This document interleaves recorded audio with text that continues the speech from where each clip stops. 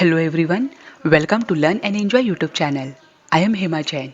हम 10th class Maharashtra state board की संपूर्ण संस्कृतम आमोदः बुक देख रहे हैं, जिसके 3 पार्ट हमारे हो चुके हैं। Today we are going to start the 4th lesson, अमूल्यम कमलम। चतुर्थः पाठ, अमूल्यम कमलम। ऐसा कमल जिसका कोई मूल्य नहीं है, जो अनमोल है।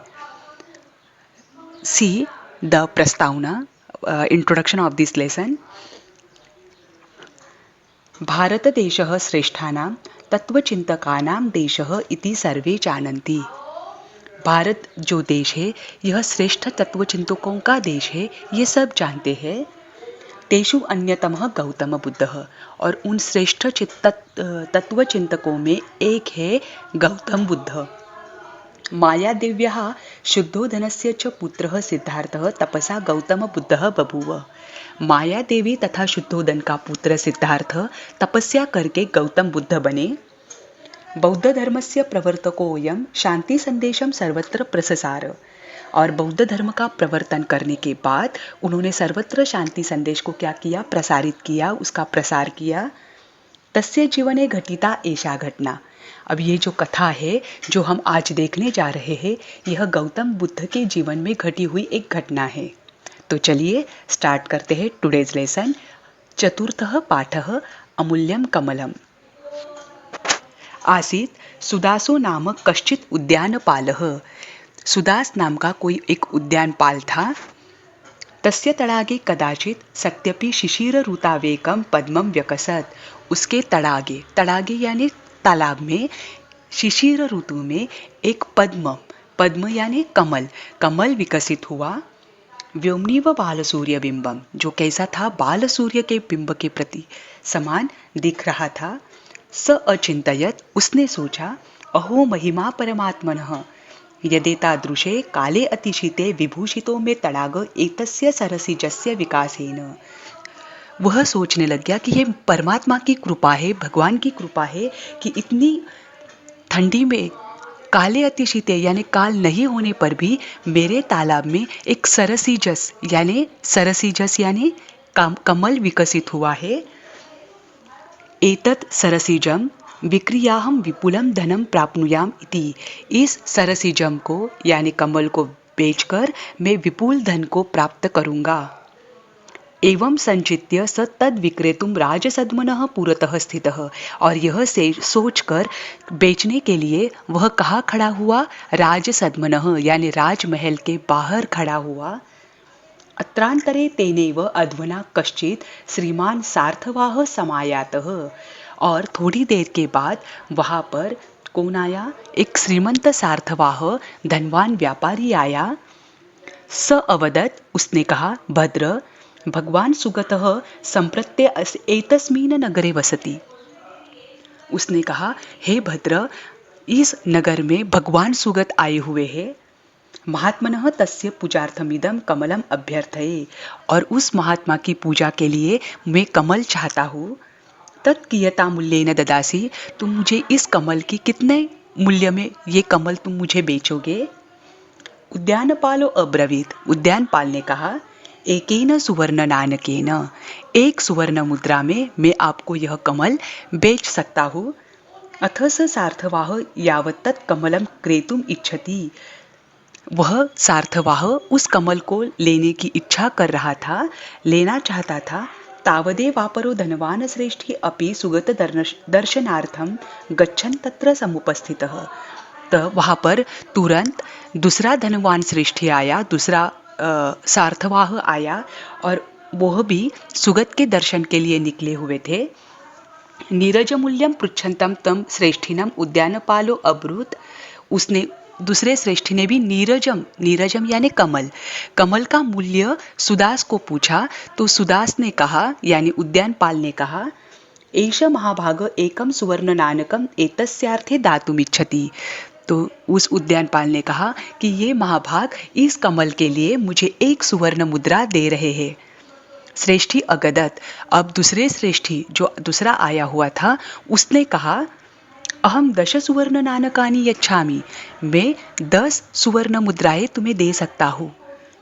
सार्थवाहो अभनत अहम शतम स्वर्ण नानकानी प्रयच्छामि। तो पहले सार्थवाह ने कहा तो मैं 100 स्वर्ण मुद्राएं देता हूं, लेकिन यह कमल मुझे चाहिए। तयोर विवादम श्रुत्वा सुदासो व्यमृशत। उनके विवाद को देखकर सुनकर सुदास सोचने लग गया, यस्य कृते एतौ कमलम एतत् क्रेतुम इच्छतः नूनम स सुगत एवाधिकतम मूल्यम मह्यम दद्यात् इति। वह सोचने लग गया कि जिस सुगत के लिए ये दोनों इतनी मुद्राएं देने के लिए तैयार है, तो इसका योग्य मूल्य मुझे वह सुगत ही दे सकते हैं। अतः स उद्यानपालस्त अवभाषत न एतद् भो विक्रेतुम इच्छामि इति। अब यह सुनकर उस सुदास जो उद्यानपाल था, उन्होंने दोनों को कहा कि अब मैं यह कमल बेचना नहीं चाहता हूँ। अथ प्राप्तम सुदासस्त उद्यानम तत्र भगवतः सुगतस्य निवासः। अब वह कमल लेकर जो सुदास है, उद्यानपाल है, वह उस उद्यान में आया जहाँ पर भगवान सुगत निवास कर रहे थे, भगवान सुगत रुके हुए थे। तत्र वटवृक्षस्य अधस्तात् एकस्मिन् अश्मखंडे समुपविष्ट आसीत् स महात्मा। और वहाँ पर वटवृक्ष के नीचे एक दगड़ पत्थर था, अश्मखंड यानी पाषाण। उस पत्थर पर वह महात्मा सुगत जो थे वह बैठे हुए थे। अनल्पेन धामना राजते स्म तस्य भगवतो वदनम। उनके तेज मुख पर क्या था? तेज था। तदा आलोकयत सुदासस्य चित्ते भक्ति रसार्णव उद्तिष्ठत। उनका चेहरा देखकर, उनका वदन यानी चेहरा देखकर सुदास के मन में भक्ति रस क्या हुआ? उद्रुत हुआ, यानी भक्ति से वो परिपूर्ण हुआ, भक्ति भाव से वह झुक गया। स हस्तस्थं नीरजं भगवतः सुगतस्य चरणोर्घ्यं कृत्वा नमो भगवते इति वदन सविनयं प्राणमत। उस सुदास ने अपने हाथ में जो कमल था, नीरज था, उसे भगवान के चरण कमल पर समर्पित कर दिया और नमो भगवते यानी भगवान मेरा प्रणाम स्वीकार करे, ऐसा कहकर सविनय से वह झुक गया। तम प्रसाद वर्षिभ्याम लोचनाभ्याम निरूपयन स्मयमान मुख पद्मो भगवान अभाषत। तो प्रसाद वर्षा करते हुए जो उनकी आंखें थी भगवान सुगत की, वह आंखों से उनके पास देखते हुए भगवान सुगत ने सुदास से पूछा, सुदास यानी उद्यानपाल, वत्स किमिच्छसि? हे वत्स, तुम्हें क्या चाहिए? एवं उक्तवती सुगते निरीक्षः सुदासः प्रत्यवदत्। यह सुनकर सुगत के इस वचन को सुनकर सुदास ने कहा, भगवत किमन्यत्? अब मैं क्या चाहता हूँ? केवलम भगवतः चरण कमल स्पर्शेन आत्मा में कृतार्थाम लभताम इति। तो बोला अब मैं कुछ नहीं चाहता हूँ, क्योंकि भगवान के दर्शन करते ही उनकी सारी इच्छाएं उद्यानपाल की खत्म हो चुकी थी। बस उसने भगवान से कहा कि मेरे जो है भगवान, मेरी जो आत्मा है वह हमेशा आपके चरण कमल में समर्पित रहे, इतनी ही मैं इच्छा रखता हूँ। एवं वादिनम सुदासम तथास्तु इत्यब्रवीत भगवान सुगतः। और यह सुनकर भगवान सुगत ने कहा, तथास्तु यानी तुम्हारी इच्छा पूर्ण हो।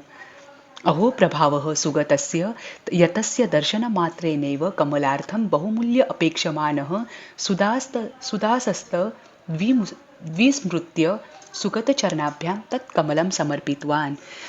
देखो सुगत का कितना प्रभाव था कि वह सुदास जो उद्यानपाल था वह बहुत ज़्यादा मूल्य की अपेक्षा लेकर कमल को सुगत के पास लेकर आया था, परंतु यहाँ आकर ही सारी इच्छाएं उस सुदास की उद्यानपाल की खत्म हो गई।